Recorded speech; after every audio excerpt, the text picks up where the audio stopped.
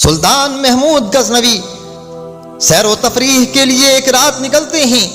ان کی نگاہ تندور پہ پڑتی ہے. کیا دیکھتے ہیں؟ اس تندور سے قریب ایک آدمی بیچارہ سویا ہوا ہے.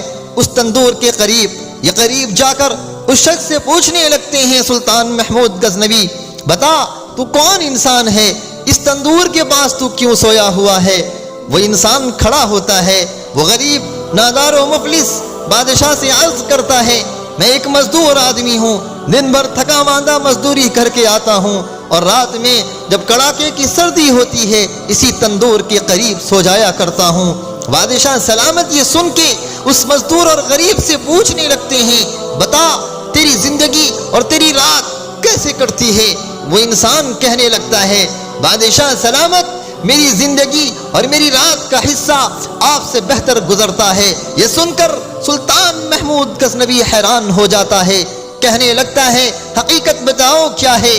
وہ کہنے لگتا ہے، میری رات کا آدھا حصہ آپ کے مثل گزرتا ہے، آپ کے برابر گزرتا ہے. یعنی جب مجھے کڑاکے کی سردی لگتی ہے تو میں تندور کے قریب آ جاتا ہوں، اسی تندور کی آگ کی تپش میں سو جاتا ہوں تو سردی کا احساس نہیں ہوتا.